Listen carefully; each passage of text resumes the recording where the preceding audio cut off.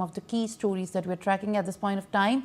As the cabinet has approved Chandrayaan-4 mission, the ISRO Chief S. Somnath has also responded on the status of the mission. He has said that ISRO will announce few updates regarding the mission within the few upcoming months. And let's in fact listen to what the announcements were. Cabinet just announced its approval, so updates will happen in the next few months. Right now we have completed the engineering. We got the approval from cabinet. It has to go through many layers of approval now. Financial approval has to happen. Then we'll start by working on the detail engineering. So how will it be very different from the Chandrayaan-3, sir? Of course, we do know that we are testing to get back the samples, sir. See, Chandrayaan-3 was only to go there and land softly. So now to come back from moon back here, it's equal to another one more mission. So the overall size of the satellite becomes almost double. Number of modules become 5. And we don't have launch capability, so we have to do with the 2 launches. And going in the orbit, we'll have to have docking, both in Earth orbit as well as in Moon orbit. Then the sample has to come back like a re-entry type of capsule we'll have to bring it back. So that way it is much more complex. Viewers, joining me right now live on the broadcast is my guest Manish Purohit, who's former ISRO researcher, who joins me live on the broadcast. Thank you for speaking to NewsX, sir.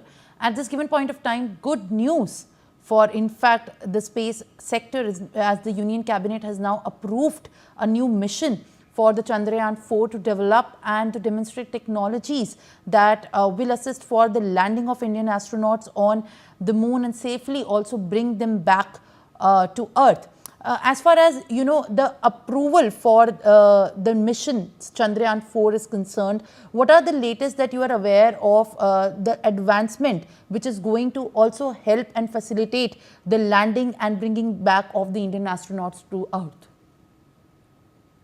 Indeed, thank you guys very so much for bringing me here. And indeed, it's a very good news for the country and the space sector. And overall, if we'll see that our space endeavors. So right now what has happened is government has given approval and sanctioned a huge amount of money for upcoming missions, and that are related to Chandrayaan-4, our Bharatiya Antariksh Station, our upcoming Gaganyaan missions, and obviously landing on the moon mission, and we have Venus orbiter also. So whenever we talk about going to the moon, the few basic critical technologies that we need are the launch vehicle capabilities, the capabilities to send the human in the space safely. Go to the moon means reaching the moon and then landing there safely, then leaving the moon and coming back in the Earth orbit safely, and then having the re-entry and landing back on Earth safely. So these are the many aspects. If we broadly break them down, if we talk about the Indian on the moon mission that we are planning for 2040, for all these, the technologies have to be developed, demonstrated, and they have to mature. And for doing that, there are a series of Chandrayaan missions that have been planned by India. So we have Chandrayaan-4 coming up, then we will be having Chandrayaan-5, Chandrayaan-6. A series of missions will be there, and they will gradually be testing the technologies. If you talk about specifically of Chandrayaan-4, so Chandrayaan-4 mission will be a mission in which we will be sending a spacecraft on the moon. It will land on the moon, collect 3 to 5 kgs of sample, the lunar samples from the moon, will lift off from the moon, come back to the Earth orbit and re-enter with the samples. Now, when we are doing this, the technologies that we are going to touch upon will be, again, the very first one will be doing the soft landing on the moon. The second one will be lifting off from the moon, because we have not done yet. Our Vikram in the Chandrayaan-3 has demonstrated a small lift-off with the remaining fuel, but we have not done anything before where we have left the lunar surface and come back all the way to Earth. So this is the technology that we will be demonstrating. We will be demonstrating robotic technologies of docking and undocking. Means in Chandrayaan-4, the parts will be sent in 2 different launches. Means there will be 2 different rocket launches of LVM-3, upgraded LVM-3. We will be improving the capabilities of our launch vehicle. It will carry 2 different missions. In those 2 different missions, there will be 2 different stacks. One stack will be the descender and ascender module that will be landing on the moon and collecting the sample and then ascending back, means lifting back from the moon and coming to the orbit.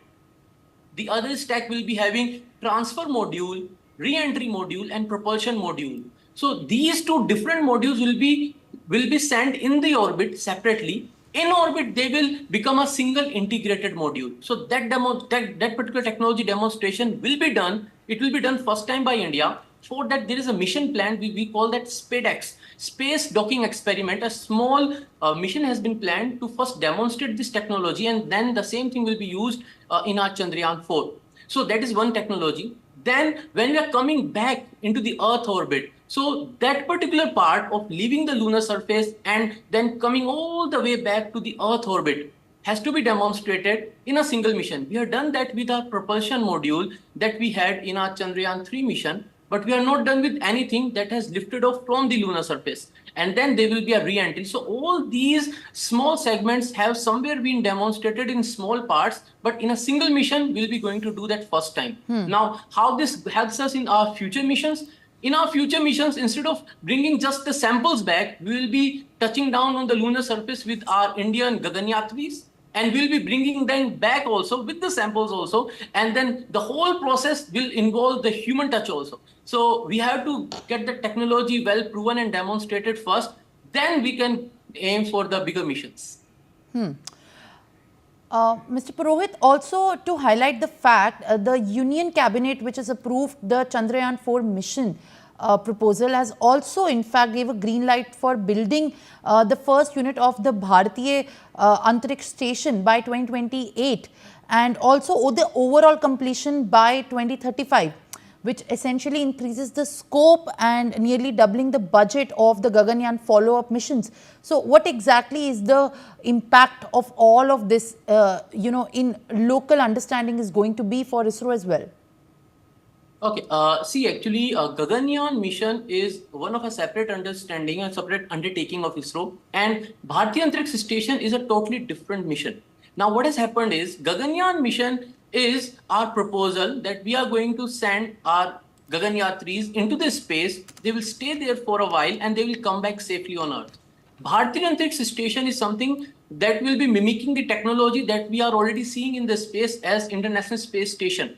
Okay, the vast expanse of International Space Station is huge. It won't be that big, but that's what we want to do. We want to have our own laboratory in space for doing our microgravity and other experiments. Now, when we talk about our BAS-1, the Bharatiya Antariksh Station Module 1 that will be launched by 2028, actually there will be 5 such different modules. The first one is going to go, the robotic launch will be in 2028. After that, there will be a launch of our Gaganyaan mission with the crew module, and that is going to dock with it and then start the process of assembling the whole Bharatiya Antariksh Station over the period of those 7 years from 2028 till 2035, and we will have the full-fledged working Bharatiya Antariksh Station in the space. Now, there are many implications of that. The very first one will be the technology development that we are going to see that will bring us at the forefront in the space endeavors. By 2030, International Space Station will be deorbited, and we are placing our Antariksh Station, our space station, in exactly almost the same location where the International Space Station is. This means we are going to provide one of the better opportunities for the upcoming future research operations that we want to do in the microgravity, and we can also tap into the economic, you can say financial benefits or the business benefits of this thriving space economy, which we are expecting to be of around $1 trillion economy by 2030. So keeping all that thing in mind, that this particular sector is booming and this particular sector is seeing a lot of opportunities, lot of opportunities for the startups, for upcoming businesses and generating revenues. So these all small little steps that right now India is taking, they are going to bear big fruits in the future. All right, Mr. Purohit, thank you for sharing your insight and detailed perspective on what the Union Cabinet approving the budget for Chandrayaan-4 and the moon mission means for India. Thank you for speaking.